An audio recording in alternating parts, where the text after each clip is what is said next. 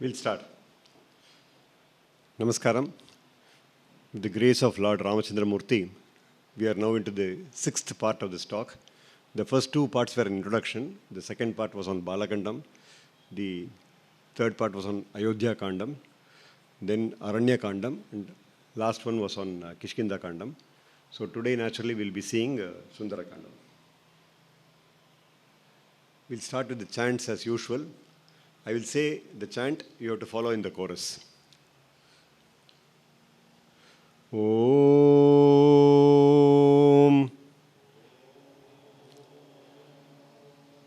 Jai Shri Ram Janaki Kanta Smaranam Siyavar Ramachandra ki Bajrang Bali ki Bolo Bharat Mata ki. Those who have attended the previous sessions will know that I have added one more chant this time, and that is Bajrang Bali ki Jai. Because this is the story of Sundara Kandam, basically the story of Hanuman. All this while we have been talking about the story of Rama, but today the hero of the story is Hanuman. And what a hero he is. I have brought to you a picture of Hanuman. Can anybody guess where this is from? No, it's not Namakkal. Looks like that. No, it's not Srirangam. It's not in India. This is in a hill called Ramboda. And that hill is identified by Swami Chinmayananda as a hill where Hanuman landed in Sri Lanka once he jumped across from Mahendragiri on the Indian side. He jumped onto another hill that's called the Lamba mountain in the Purana. In Tamil, it's called as Pavadamalai. And he identified that this is likely to be the place, and therefore, the Chimnaya mission constructed a temple over there. Magnificent temple. It's beautiful. Surroundings are so beautiful. It's near Noraelia, which itself is a very salubrious place to visit. And this is a place which I had the fortune of visiting, and I had the fortune of singing my own song on Hanuman in this place. I consider myself blessed by Hanuman for this unique opportunity. So we'll start with one of the most beautiful poems by Kambar.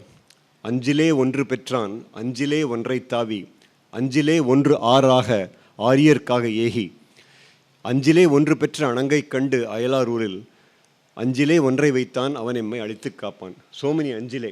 Anjile is Panchabhutam. So he's talking about all the Panchabhutams over here. So this I have translated in English. Born to one of the five elements. Which element? Vayu. He was born to Vayu. Leaped over one of the five. The other fifth element which he jumped over, one of the five elements he jumped over was the sea, the water. Passing through yet another. He passed through the air, the space. So that's another element. For Rama he did arrive to see Sita, who is also born out of one element because she is born from the earth. That's why she is called Sita. And there he set the fifth element being fire on Lanka. So you see, all the five elements are brought into this beautiful poem by Kamban. And he says, Avai avan emmai alitthuk kapan. There are two things here, alitthuk kapan. He could have just said kapan, he would save us. Or he would just give us our boons. He does both. He saves us as well as he gives us our boons, and therefore he says, alitthuk kapan. So let that Hanuma protect us, is what we say. Now, what is the importance of studying this Sundara Kandam story? The Hanuman's tale teaches us determination, deliberation, dedication, and devotion. 4 Ds you must remember. This is the important takeaway from today's talk. The 4 Ds which we should remember all our life so that we can complete our tasks the way Hanuman did. So, actually the distance now between India and Lanka is 27 kilometers. If you jump from Talaimanar to, from Dhanushkoti to Talaimanar. But in the times of Ramayana, if you look at the geographical descriptions that are there by Valmiki, probably the northern part of Sri Lanka, all this Jaffna Peninsula, that entire area was probably still underwater because there are no mountains in that area. The mountains are all in the southern and eastern parts of Sri Lanka, the middle parts of Sri Lanka. So he has jumped across much larger distance than just the present distance. So this is an important thing that we should realize. If you're firm believer in the Purana, Hanuman actually jumped across the sea. But if you are a modern mind, a rationalist who questions all these things, you need not take it as just a jumping across the sea. You must look upon it as a person who he has firm self-belief. He believes in that he can complete the task that he can do. You can look upon him as a person who displayed his full skill. He brought out all his strength to bear on the occasion, and he made himself capable of meeting any challenge. So I think this is the metaphorical meaning of the jumping across of the ocean. So Hanuman's tale tells us to have firm belief in ourselves. We must rise to the occasion. We should summon the best of our abilities, and we must become capable of overcoming challenges. And this is entirely a matter of educating our mind, of training our mind, and believing in ourselves. And this is what Hanuman's tale teaches us. So before he starts off, you saw that Hanuman was made aware of his own prowess by Jambavan in the last part of the Kishkinda Kandam. And once he starts, what does he do before he actually jumps across? He prays. To whom does he pray? He prays, the sloka from Valmiki says, Sa Suryaya Mahendraya Pavanaya Swayambhuve Bhutebhyo Anjalim Kritva Chakara Gamane Matim. And that's a very important word, the last three words. What it means is that he prays to the sun, because sun gave him all his knowledge. Sun was his guru. So before you embark on any task, you must get the blessings of your guru. The second thing is he prays to Indra, because Indra gave him all his strength. So he is the trainer of Hanuman, and therefore he prays to Indra. And finally he prays to Vayu, because it is Vayu through which he will be flying, and Vayu is actually the father of Hanuman, and therefore he prays to Vayu. So we say Mata Pita Guru Devam, exactly the same way he also prays to all these people. So it's important to start our tasks, especially difficult tasks, with a prayer. And that is the lesson which we learn from Hanuman in this situation. And then what is Chakara Gamane Matim? That means he is focusing his mind internally on the task to be completed. He is actually planning the whole thing out in his mind on how he is going to do. So before you actually do any task, you must have a clear-cut mental plan on how you are going to execute it. And that is the lesson that we learn from Hanuman, because Gamane means to start off. Chakara Gamane Matim. In his mind, he starts off first before he actually jumps across. So this is a kind of a mental rehearsal that you've got to do for anything that we want to embark upon. So this particular verse has been translated as, to the effulgent sun, the Lord of the clouds, to the wind god and the maker of the worlds. He prayed fervently and focused his thought, contemplating every move as a winner ought. If you want to win, you must contemplate every move of yours. You must plan it mentally beforehand before you actually do the task. And that's very, very important. So pray for divine aid before embarking on a mission, and also spend time on planning the task mentally and training your mind to focus on the task. Because whenever you're on a particular path towards achieving something, there'll be a lot of distractions. So you must train your mind to focus on what is important. And that is exactly what he did for a few minutes before he actually jumped across the ocean. And that's what Valmiki says. Once he goes across, there are some obstructions that he faces. First, there is a mountain that arises from within the sea. It's called Mainaka Mountain. And this Mainaka Mountain, he thinks, is something that is blocking his way, because he does not know what is the purpose of the Mainaka. So he tries to knock it down because he thinks it is an enemy. He mentally assumes that anything that comes up on his way, anything that comes up as a hindrance, is not a good thing for him. But this is not true. Mainaka actually says, I'm indebted to your father because he is the one who saved my life. When Indra was cutting the wings of all the mountains, he saved my life. I have been hiding underneath all these days. I have come up now. I am going to give you a place of resting. I'll give you some good food. You have all that and then go on your way. This is what he actually is, a host to Hanuman. But the initial thought was that he is an enemy. This is a very important lesson for us. Lots of things which appear as threats actually become good opportunities. So we have to really analyze the fact properly to see whether what we are facing is a threat or whether it is an opportunity. So this is up to us to decide whether a particular, and what is a threat can be converted into an opportunity, and that is the important lesson that we learn from this Mainaka Mountain episode. But then Hanuman refuses the hospitality. What he says is that I have my task to complete. I cannot sit here. I cannot wait. I cannot rest. I cannot eat. I cannot do anything until my task is completed. And that is how focused he is on his job. வருந்தேன் அது என் துணை வானவன் வைத்த காதல் அருந்தேன் இனி யாதும் என் ஆசை நிரப்பி அல்லால் பெருந்தேன் பிழிசாலும் நின் அன்பு பிணித்த போதே இருந்தேன் நுகர்ந்தேன் இதன் மேல் இனி ஈவது என்னோ. That means the very fact that you have asked me has made me satisfied. The very fact that you have offered me has made my heart glad. There is no need for me to actually sit and take your food. My mind is already full of your hospitality. If possible, I will return on my way back, but not now. And this is an important thing that is also said in another Tamil poem called Needineri Vilakkam. It says, a person who is focused on his task, karmame kannayinar, what does he do? Mei varuttam parar. They don't mind about the physical difficulties that they have while they finish the task. Pasi nokar, even if they feel hungry, they don't mind it. Kan tunjar, they don't sleep on their way till the task is completed. Evvavar theemayum merkolla, there will be a lot of people who will say this is not possible, this is not good, this is bad, you don't do it this way. But you don't look at any of those things. You remain focused on your task. Sevvi arumayum parar, there will be people who will praise you on the way for doing your job. It doesn't slow you down. You should not mind that. Sevvi arumayum parar, avamadippum kollar, karmame kannayinar. So this is exactly the qualities of a winner which Hanuman displayed, and that's a very important lesson for us to learn all these things if you want to be focused on our task and we want to be a finisher in our jobs. Then there is another obstruction that comes up. It is called as a demoness called Surasa, and Surasa is capable of swallowing anything that comes on her way. And she says, you have to find your way to Lanka only through my mouth. You have to go through my mouth, and only then you will find the way to Lanka, because she's just blocking the way. And this has actually been sent by the Devas to test the Hanuman's skills. So how does Hanuman deal with him? It's a very interesting way in which he deals with him. First, he makes a soft plea. He says, look, I am on a very important task. I want help Rama. I'm going to find Sita. Please allow me to go. So he just requests first.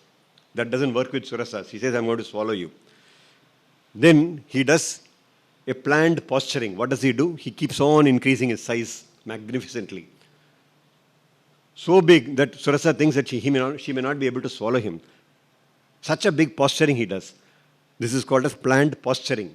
That is, you profess as if your strength is much more than what your actual strength is. This is to show to your enemy that it is possible to do, you can act like that if it is necessary. You're not actually planning to do it. So it's just called planned posturing. And then he changes his tack in a flash of a moment. He shrinks his body to the size of a fly, goes through the mouth and comes out. So he has fulfilled that request that he has to go through the mouth and come out. He has already come out. So what he does is a quick change of strategy, and he does it with perfect timing. Even before she can shut her mouth, he made himself very small, flies through and comes out. So that is the tack which he employs to deal with Surasa. So what do we learn from here? Sometimes we may have to act big, but sometimes we have to be really very small. We have to really act very small. I'll tell you a very simple example. You go to the collector's office for some request that you've got to make out of the collector. To the peon, you'll show your importance. You'll show as if you're a big man, as if you are a person who requires to see the collector immediately. But when you go to the collector, you cannot behave like that.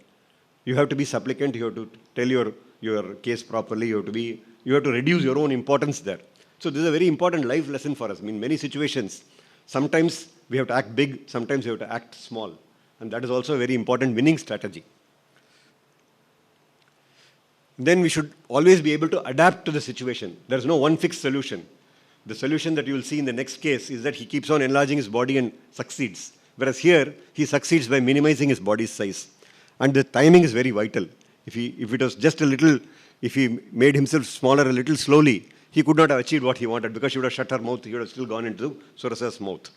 So these are all, you should not take these stories as just stories. You must take it as learning points. And that's why I brought together these learning points from these stories. Then he meets another demon, and that demon is called Simhika in Valmiki, and Kamban calls as Angaratarai. She has got a magical power to remain underwater, when Hanuman is flying over the sea, there is a shadow that is cast. So he actually catches this demon catches the shadow. By catching the shadow, there is an invisible pull on Hanuman, so he is not able to fly. Now, let us say you are flying and suddenly you are not able to fly. You will not know what is the reason. How come Hanuman was able to know? Because he had the foreknowledge. How did he get the foreknowledge? Sugriva had already told him there may be such creatures, magic creatures, who may be able to pull down your shadow and all that. So he had been forewarned. So this is the importance of having a thorough knowledge prior to actually embarking on a task. Because he knew that he was not surprised, then he knew how to solve the problem of Simhika. So the underwater demoness creature that drags the shadow of Hanuman on the sea. Hanuman remembers Sugriva's warning about her, and he overcomes her with ease, just gets into her body, makes himself very large, tears through her, and so she explodes into 1,000 pieces, and then he comes out, goes back to the sky and continues on his journey to Lanka. So the importance of courage, vision, intellect and skill is demonstrated by Hanuman in this situation, but very most importantly, it is his remembering of the warning that was already issued. So you should always keep those information in the back of your mind when you meet with challenges. Then Hanuman lands on that Lamba mountain which I talked about earlier, the Pavadamalai.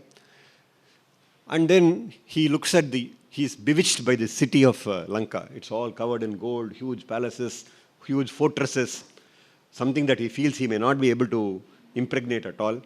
And therefore, he becomes sort of depressed looking at the amount of protection that is there in the fort of the Lanka city. So he goes into a kind of a depression. So the Valmiki shloka there, I've not given the Sanskrit original, but I've translated it here. It says, he thinks to himself, when he feels depressed, if you have an unsteady and gloomy mind, working against time and place, even a task that is easy to succeed will become harmed. So the important thing is not to let your depression come in the way of your job, not to let your own diffidence to come in the way of job. And so he self-counsels himself out of his depression, out of his despondency, and then he's able to plan the next move. So success or failure is really a matter of attitude. The attitude must change if you want to succeed. And this is a very important life lesson for us. So he reduces his size because he thinks if he goes as a very big, huge form in which he crossed the sea, if he goes in that form, people will become suspicious. So he makes himself as small as a cat. And then with that, he tries to enter Lanka, and there he meets with this Lanka Devi. Lanka Devi is actually a personification of Lanka itself, Sri Lanka itself. We call her Lankini in Tamil, but this Lanka Devi is actually a personification of Lanka.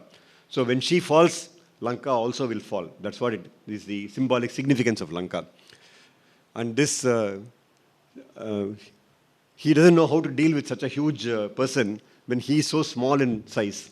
So anyway, he says, okay, let us try it. Let's give her a small hit. So he gives her one hit. And immediately she collapses and falls down.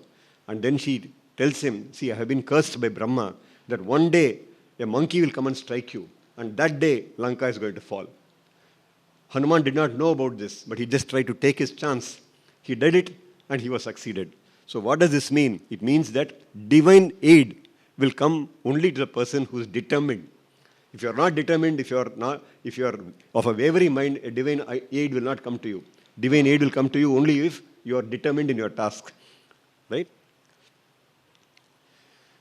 Then he goes around searching for Sita in Lanka. He goes to each palace by palace. He's wonderstruck by all that he sees over there, all the splendor that is there, the kind of food, the kind of jewels, the kind of riches that are there.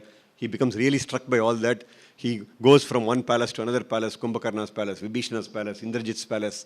All of them he sees, but everywhere he tries to see whether this is Ravana's palace or not. And just by logical deduction, he comes to the conclusion that these are not Ravana's palaces.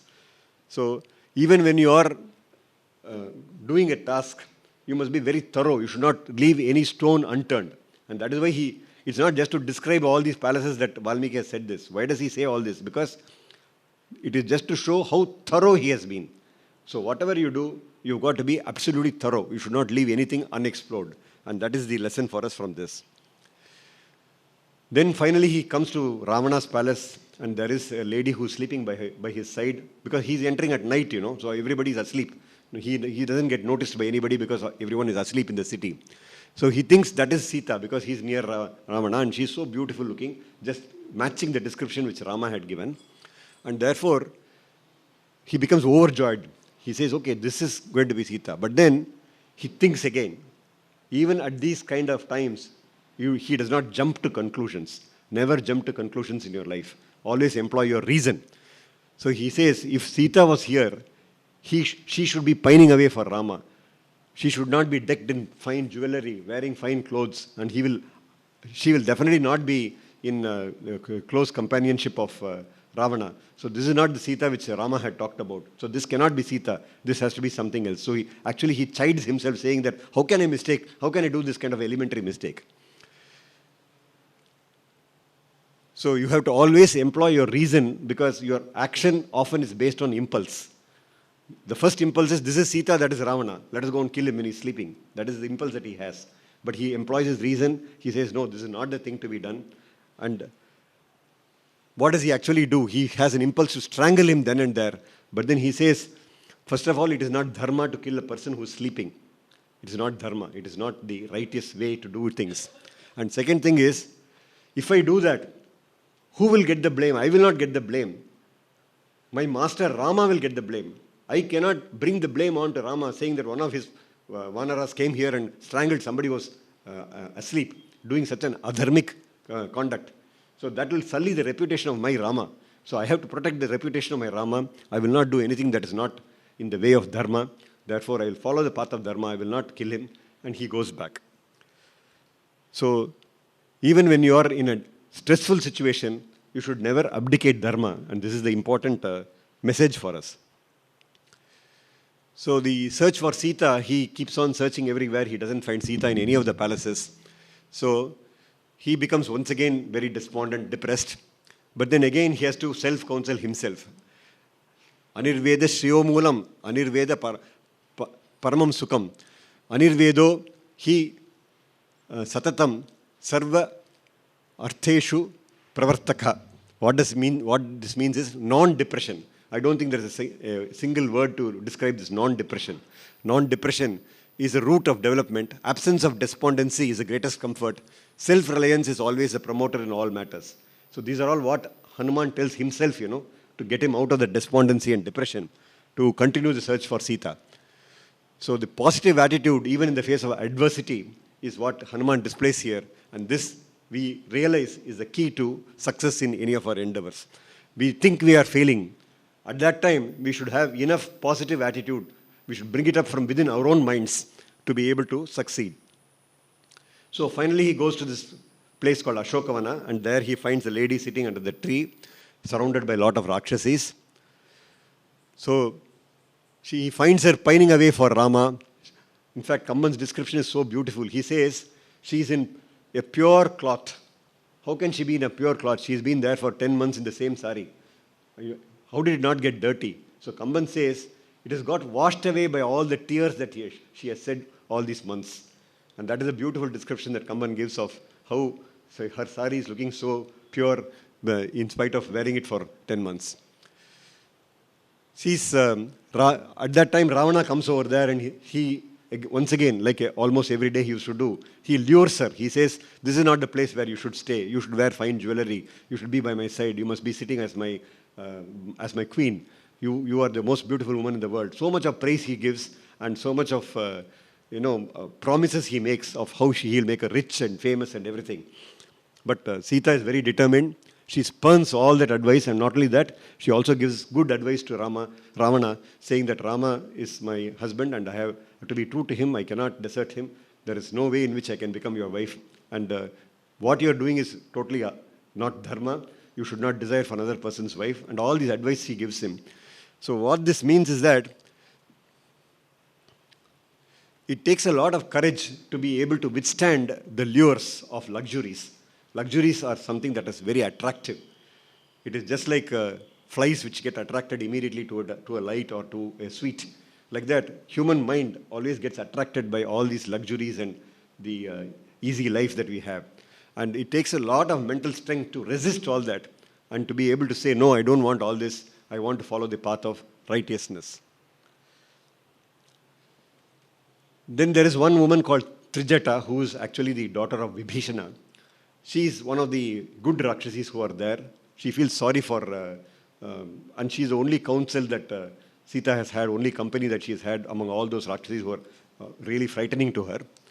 And at this time, because Ravana keeps on pestering her, she feels, oh, there's no point in living like this, let me end my life. She's almost about to put the noose across her throat. At that time, Trijata wakes up from her sleep and says, oh, I've got a wonderful dream. What is the dream? That I saw in my dream Ravana wearing a red cloth and walking away towards the southern direction. Southern direction is the direction of Yama. So it means Ravana's end is going to come near. And this is what my dream tells me. Now, you may ask me, why should people believe in dreams? Is it worthwhile believing in dreams? Dreams are of many kinds. You know, there are some dreams which just play out whatever has happened in your life. Some experience. That experience may be magnified, it may be slightly modified. That experience comes out in your dream. Sometimes the dreams are just out of some childhood repressed emotions which have been there. But sometimes, especially in the classical literature, if you find not only in India but also in Greek, Latin, everywhere, dreams are a truth-telling oracle. Dreams are a way of predicting what is going to happen in the future. So we often say, Kanavu nanavanadu. That means your dream has become really true. So sometimes this really happens, and this is a kind of dream which Trijata had. And this is not just mentioned by the classical poets and people who write stories. It is also mentioned by famous psychologists. Carl Jung was a psychologist who has written a book called The Psychology of Dreams. And he says the dream can be a truth-telling oracle. Oracle is something that is going to predict what is going to happen in the future. And he says this is possible that it can be a truth-telling oracle. And you can read more about Carl Jung in this. You can see it on this video, all his views on dreams. Very useful thing to read and understand about the human psychology and emotion. Now Hanuman is sitting on top of that Simshapa tree. He's watching all this happening. He's seeing that Sita is crying, Ravana is approaching, he's making all the offers, and then Sita is spurning them. He sees Trijata talking, everything he sees, but he's not sure whether he can go and directly approach Sita, especially in the presence of so many Rakshasis, you know, to whether he can go and tell her that he actually has come as a Rama Dhuta, a messenger of Rama. Because it is very likely that Sita will not believe it, that some small monkey was able to jump across the sea and come over here and come as a Dhuta of Rama. She would simply not be able to believe. She will think that it is one more of the trickeries by Ravana. So he wants to do something to build confidence in her. This is what we call as confidence building measures. You would have heard about this a lot in politics and statecraft, that this is called confidence building measure. So he says, what is the best way of building confidence? The best way of building confidence is to recite Ramanama. So he keeps, from the top of the tree, he keeps on chanting Ramanama. And then, when Ramanama she hears, Sita is really surprised, because she doesn't think that any of Ravana's, people who are sent by Ravana would be chanting Ramanama. Very unlikely. So that makes her heart melt immediately. So he looks up and sees this little monkey sitting over there on top of the tree. So Hanuman has really faced a dilemma. The dilemma is, he says he must console Sita. That's what his emotional mind talks to him. The emotional mind is our right half of the brain. Right half of the brain is the emotional brain. It tells him, oh, I should immediately jump down, I should comfort her, I should tell her good words and all that. But then his rational thinking mind, which is his left hemisphere, tells him, no, this is dangerous. First of all, I may be eaten up by those Rakshasis. Second thing is, she may mistrust me. So that is when he starts doing this confidence building measure. So these conflicts arising within oneself are to be first resolved. And then we should also remember that these confidence building measures are very important. Okay, so we covered that, and this is the picture of that episode. Then he gives the ring that Rama has given, and then she becomes doubly sure that Hanuman is really a messenger of Rama. So he has, again, she's in a double mind. The double mind, she's happy because she has seen her husband's concern. The ring is not just the ring that she sees. The ring symbolizes the concern that Rama has for his wife. He's been able to send a messenger so much distance, to be able to locate her and try to find her, and that he learns that he's still pining away for her, and therefore she becomes very happy. At the same time, it also reminds her of her misfortunes, of how much of difficulty she's had to face.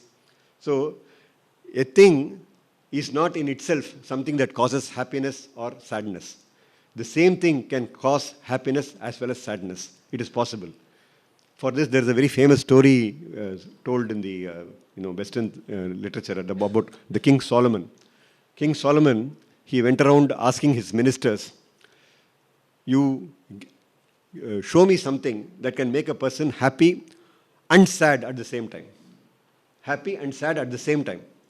So the ministers keep searching, and then they don't find anybody. So finally, they find one jeweler, and that jeweler makes a ring, and he makes the ring and gives it to Solomon. And he says, whenever you are happy, take out this ring and see what is written inside the ring. Whenever you are sad, you take out this ring and see whatever is there in it. So this is something that can cause both happiness and sadness depending upon the situation in which you are. What is written there? It is written there, this too shall pass. What does it mean? It means that nothing stays permanent. Sadness or happiness never stays permanent. If you're happy sometime, sadness may follow. If you're sad for some time, happiness may follow. For some people, it looks like they're sad all the time. But even for them, there is a future. Happiness will be there. This too shall pass. So same thing that causes happiness can cause sadness also. And that is the story that is that reminds me of this particular episode. Right. Then she speaks to her and tells her about all those evidences which Rama had said, all the private incidents from their lives, which makes her believe completely that it is Rama's messenger. And immediately, Hanuman says, you come with me. I'll carry you on my shoulders. So Sita laughs at it and says, how can such a small monkey like you carry me on your shoulders? So he expands his size and shows his true form, the big form. And then he says, now do you believe that I can carry you? And by the way, he says a very important thing. What does she say? Yes, you can carry me, but that is not the right way. The right way is for my husband to come and rescue me. So you should be only helping him. You are not supposed to do his job. That is his job. He has to do it. And there is much greater, fame for Rama and fame for me. And because we would have followed the right conduct. We would have followed the dharmic path. And therefore, Rama should come and rescue me. You should only help for that. You should not carry me across. So Hanuman acquiesces to that because that is the right way to do it. So what does it mean? There may be many easy ways out for us. There may be very many easy ways out for doing a thing. Like, for example, giving a small bribe or something like that, But that may be an easy way out. But we should not follow that. We should only follow what is the right way. It may take time to give results. It took Rama 1 month to come and rescue her. She had to bear all the difficulties of being in jail in Sri Lanka for 1 more month. But still, she chose to do that because that is the right way. So this again tells us the importance of following the right path, even if there are many easy paths. Easy paths may not always be the right paths. So then he says, okay, I have to do something. I have to meet Ravana somehow. I have to give him the message. Now, how best to do it? There are many methods of solving a problem. We say sarasa, sama, dana, beda, dandam. So there are many methods by which you solve problems. So there are 3 main strategies. But sometimes when all these 3 strategies fail, you have to use a 4th strategy. What are those strategies? 4 are the methods of getting victory. Negotiating with demons. So first thing is negotiation. Negotiation with demons may not be possible because they are so powerful. I'm only a small monkey. And therefore, negotiating with them may not be, and they may not be listening to reason because they are basically not going to follow the path of dharma. And they are so rich, I can't bribe them away. So bribery is the other method. That also is not the right method. So that also cannot be done. The other thing is, if I can make them fight between themselves, then they will become weak. This is one standard way of, this is exactly what the British employed for so many centuries in India, making kings fight with each other so that they gain the upper hand. So this is also another possible strategy, but this also is not going to work with these people because they are so powerful anyway, and they are all so closely knit. So now, these are all only for people who cannot actually achieve the task. I am going to do a direct attack. Direct attack is the most important thing, which will fetch me my results. So I shall choose open assault and battery, he says. And so direct confrontation may not always be the best option, but you have to decide when it is the best option. If it is the best option, you should be man enough to go ahead and directly confront the problem. This is exactly what our Prime Minister demonstrated when we went on a surgical strike on Balakot in a response to what happened in Pulwama, where our Jawans were killed. Immediately the response was to directly go and attack. This is the example of direct confrontation, and that did achieve the results. There have been no such major killings after that because this has achieved its result. So only thing is, only a wise person can decide when it is best to confront and when it is not best to confront. And that is where you need that wisdom, and you need also some divine aid for this. Then there are a lot of stories about what happened in Lanka, how he goes. He kills a lot of those generals who are, normally the small fellows are all sent first, then the bigger generals are sent. Everybody gets killed their armies get decimated by Hanuman. And finally he sends his son Akshay Kumara, who also gets killed. So finally, when Akshay Kumara gets killed, Indrajit gets angry and he says, I am going to fight this monkey. How can this monkey be killing all my relatives and friends? And so he goes, and he is also not able to control Hanuman. And so he sends what is called as the Brahmastra. The Brahmastra is something that can bind anybody. But Maruti has a boon that he cannot be bound down by any kind of, and that boon has been given by Brahma himself to Maruti. Therefore, he cannot be bound down. But then he decides to get bound down by that astra. Why does he do it? Kamban says it is because he respects that astra. This is the kind of same respect that we should have for nuclear weapons. Nuclear weapons are very massive weapons, and unless we have respect, we'll deploy them unnecessarily. So if you want to prevent unnecessary use of force by nuclear power, then you should have that restraint. And that restraint was a self-restraint, which is what he displayed. Out of respect to that, he says, I should get bound down by it. Not only that, that's also going to achieve his purpose, because once he gets bound down, he'll be dragged to the court of Ravana. So his aim of meeting Ravana will become fulfilled. So it's actually a double strategy, out of respect to the Astra, as well as to meet Ravana. So he says, Sainda Maruti Chatumugan Padayanum Tanmai Aindu, Matridan Ane Avamadita Haral Indadandre. I cannot disrespect this Astra. Avamadika Mudiyadu. In Indian, Kan Mugiti Rindanan, he closed his eyes and he pretended as if he's getting bound down. Then other people thought that, Woinde the arm even Vali. Now this fellow is finished. Let us drag him to the court. And that was his actual purpose of doing it. So, Arakan Vandutran, that is Indrajit, did that. So now, what is the lesson for us? Defeat or retraction from battle might be a well thought out strategy. Sometimes direct confrontation is, but sometimes when you retract from battle, that is also a good strategy. And you have to and this is what we say in English as stooping to conquer. When a person stoops, he actually conquers. So finally he goes to the court of Ravana, and there is a story about how he wanted a big simhasana like Ravana, and therefore he wound up his tail and made a big simhasana out of it. This is not there in either Kamban or Valmiki, but there are other stories, interesting story anyway, that is just to show the prowess and the fact that you cannot mistreat a person who is an envoy, who is a messenger. So Ravana questions him, he asks him, what are you? You have done so much of damage to my country. You have destroyed my Ashokavana. You have killed so many of my people. Who are you? Are you Vishnu? Are you Shiva? Are you Brahma? So this is a beautiful poem. It says, Nemiyo, Kulichiyo, Nedun Kanichiyo, Tamarai Kidavano, Tarugan Paltalai, Bhumitang Uruvano, Adishesha. Purudu Mutruvan, Namamum, Urvamum, Karanda means to hide. You have covered your name, you have hidden your name, you have hidden your form, you have changed your form, and you have come. Maybe you are one of the Trimurtis who have come over here, because nobody else is likely to be able to do so much to my place, because I am superior to almost all the gods, and in that case, except to Shiva. And how can you think of doing this to me? You must be one of those people. So this actually has been translated as wielder of discus, he with the long trident, that is Shiva, Indra of Vajra fame, Sesha the serpent, one on the lotus, that is Brahma. Who might you be, hiding name and guise to destroy me? Who are you? This is the question that he asks. And Maruti replies, he tells him the fact. It's a very, very important thing, and Kamban has brought it out much more beautifully than Valmiki. மூலமும் நடுவும் ஈரும் இல்லதுவோர் மும்மைத்தாய காலமும் கணக்கும் நீத்த காரணன் கைவில் ஏந்தி சூலமும் திகிரி சங்கும் கரகமும் துறந்து தொல்லை ஆலமும் மலரும் வெள்ளிப் பொறுப்பும் விட்டு அயோத்தி வந்தான். I think you can easily follow. It's only in simple Tamil, but anyway, if I tell you in English, it becomes easier. He who has no beginning, neither middle nor any end. That means he is an everlasting Parampurul, which is the entire Paramapurusha, who traverses the past, present and futures beyond.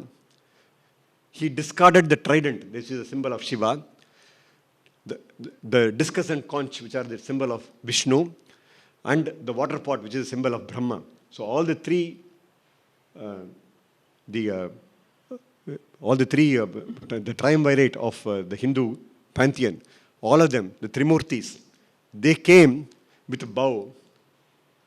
They have left their original places. Where was Vishnu? Vishnu was on a leaf, banyan leaf. He has left that banyan leaf and come over here. And where was Brahma? He was on a lotus.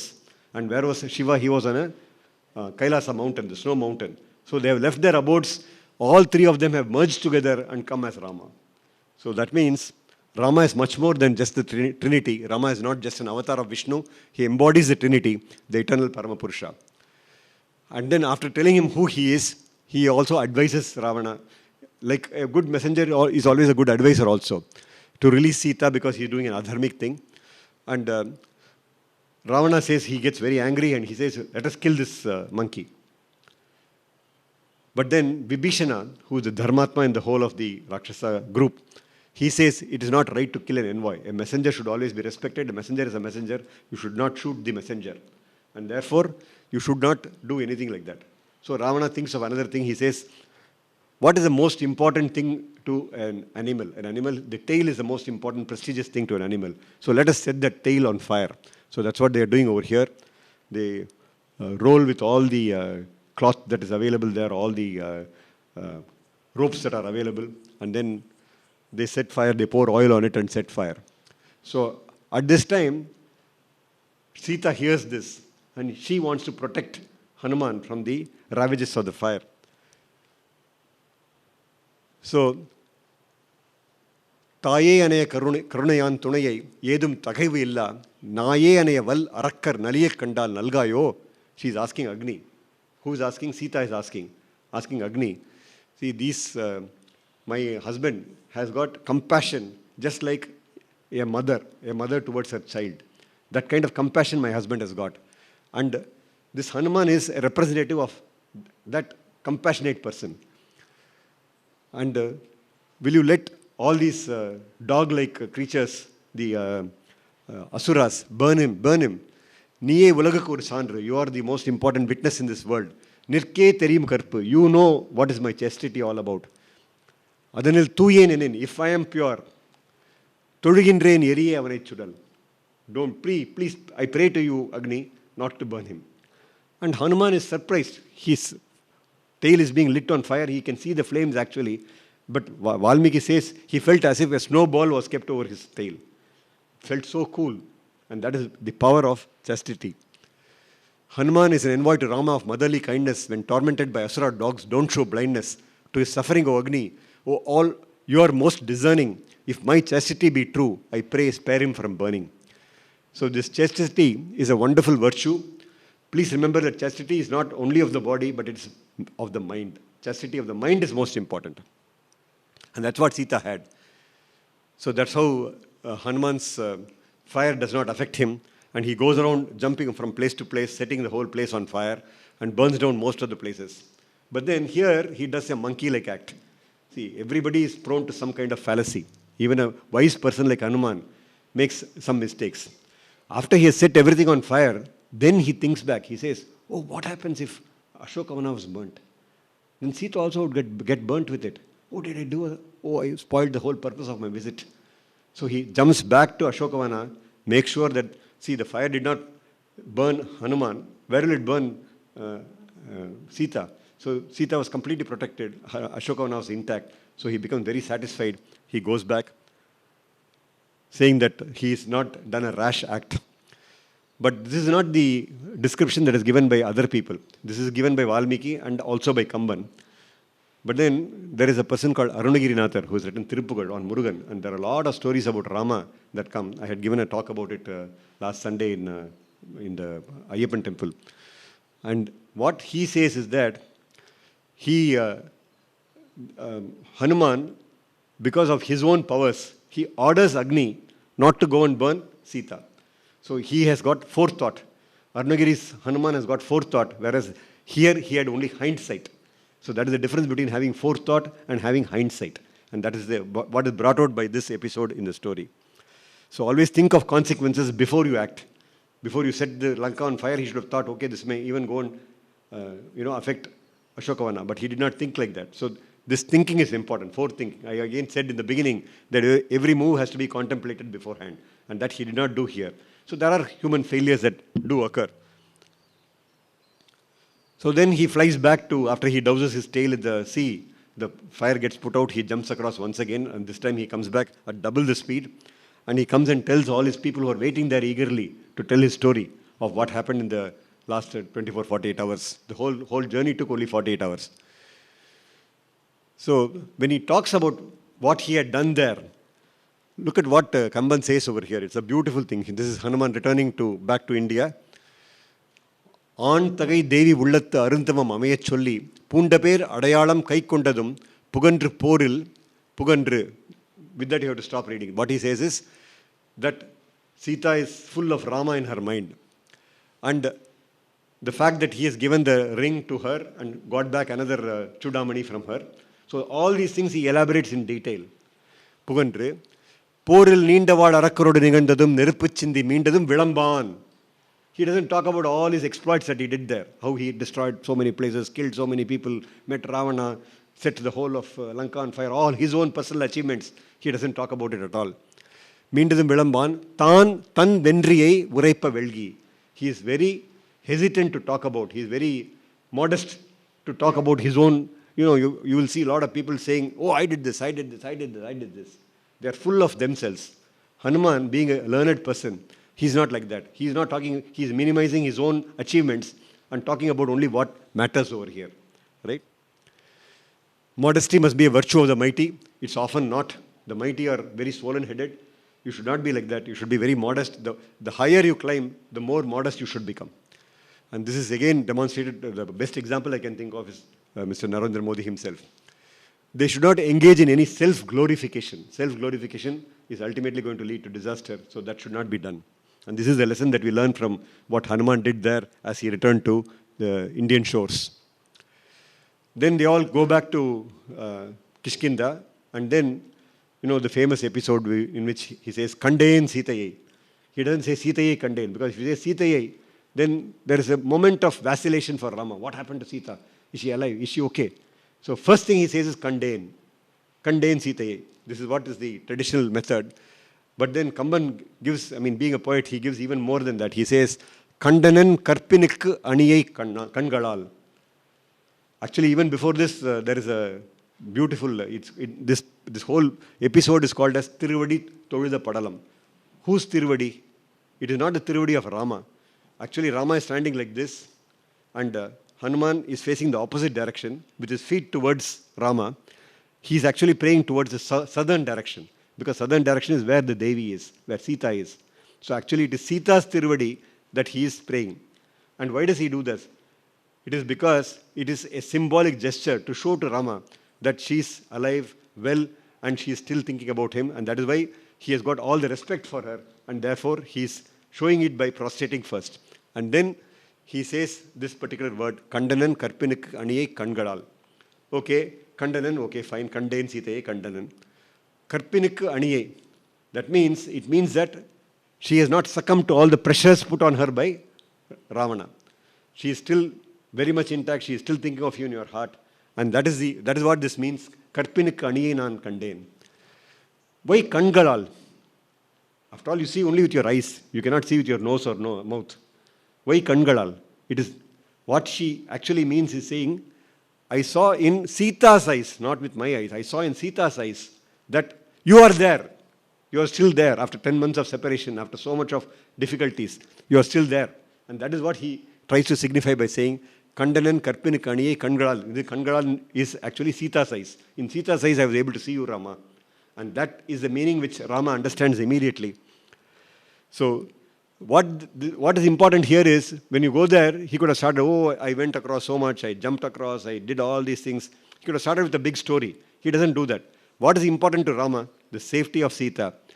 That Sita is still thinking of him. That is what is important to Rama. So he says that first. This is the meaning of putting something across very succinctly. We should be able to put across whatever we want to say very succinctly. And very important, we should say what is important to the listener first. I don't know whether I'm doing that, but this is what we are trying to do. We are trying to say what is important to the person who's listening to us. Not what we think is important, but what they think should be important for them. So I end my talks usually with a beautiful picture of Rama. I told you the Pancha Rama Kshetras. I already shown you Baduvur, Thilai Valagam, Adambar, Mudikondan. And this is Paruttiyur. You can see the beautiful Rama statue in Paruttiyur with a very nice Kodandam in his hand. And why I brought this particular picture today is because of the other thing that Hanuman says to Rama. First he says, Kandanan Karpinu Kaniye. Then he says, I did not see her. That's a very strange thing to say. Why does he say that? Virperum Tadandol Veera, Vinganir Ilangai Verpin, Narperum Tavattalaya, Nangayai Kanden Allen. I did not see that woman there. What did I see? Irpirappu என்பதொன்றும் Irumporai என்பதொன்றும் கற்பெனும் பெயரதொன்றும் களிநடம் புரியக் கண்டேன். I saw three things there. I saw the marks of a noble birth. She had a very noble birth in Janaka's family from the earth, and that she is Mahalakshmi herself. That is why she has Irpirappu. I saw Irumporai, that means great patience. I saw patience on her face. And then I saw Karpu, which is chastity. And all these things were dancing on her face. And that is what I saw. I did not see Sita. I saw these three things personified over there. I did not see Sita. So the moment he says, I saw Sita, and now he says, I did not see Sita, it should not be a shock to you, because this is a beautiful description of what he actually saw over there. O wielder of mighty bow, you can see that mighty bow there. In Lanka surrounded by seas, I did not see merely a lady in penance. Indeed, I saw these, bearing of a noble birth and virtuous patience. They were along with pure chastity, dancing with delight, as it were. And that is the meaning of this particular beautiful poem from Kamban. The descriptions in Sundara Kandam are matter of fact in Valmiki, but they are full of poetic beauty in Kamban. So you can keep comparing these for ages, and you can keep picking out so many pearls from these various descriptions of Kamban and Valmiki. If you study all other versions of Ramayana, you'll get even more pearls, but we know only these two languages, so we are able to read only these two. So Hanuman is embraced by Rama in this situation because he brought such good news to him. Then they set off from there, and within 12 days they march towards the sea. They come towards the sea. That we'll take it up in the next talk. So, because today is a day of celebrating Hanuman, so I have got a poem that was written, a song that was written for Hanuman. I will play it for you, and I also show the picture. This is called as Aksharamala. Aksharamala means you start with A and keep on going, till the end. That is in the alphabetical order. And this is a song which I wrote about Hanuman for Hanumat Jayanti about 3 years back.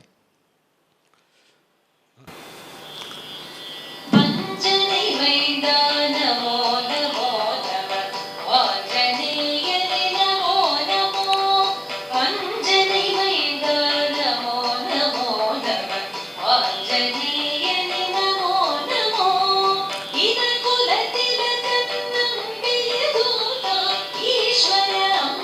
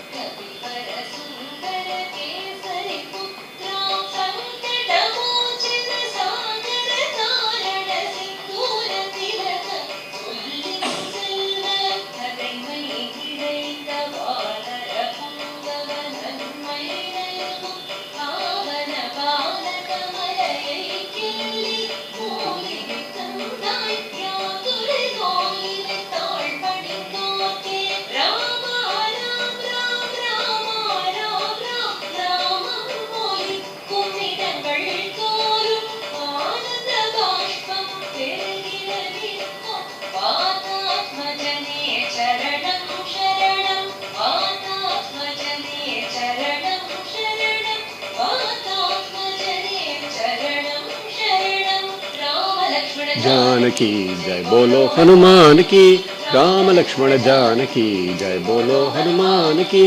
Ram Lakshman Janaki जय बोलो हनुमान की, राम लक्ष्मण जानकी जय बोलो हनुमान की, राम लक्ष्मण जानकी जय बोलो हनुमान की, राम लक्ष्मण जानकी जय बोलो हनुमान की, राम लक्ष्मण जानकी जय बोलो हनुमान की, राम लक्ष्मण जानकी जय बोलो हनुमान की, राम लक्ष्मण जानकी जय बोलो हनुमान की, राम लक्ष्मण जानकी जय बोलो हनुमान की, राम लक्ष्मण जानकी जय बोलो हनुमान की, राम लक्ष्मण जानकी जय बोलो हनुमान की।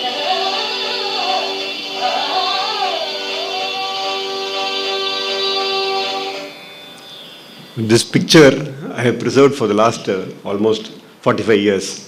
It is there in my Tyagaraja songs collection. And Tyagaraja is singing over there. And you can see Hanuman sitting there and enjoying that Rama's praise is being said over there. Yatra yatra Raghunatha Kirtanam, tatra tatra kritamasta kanjalim, Bashpavarim Paripurna Lochanam, Maruti Namata Rakshasantakam. This is the last 4 lines are the translation of that. Rama Rama, Ram Ram Endru, Namam Molikum Idangal Thorum, Ananda Bashpam Perigide Nirkum. So he must be here. We are talking about Hanuman. You should feel the mental presence of Hanuman by your side. And that is the whole purpose of talking about Sundara Kandam. Let us all be blessed by Hanuman's grace. Namaskaram.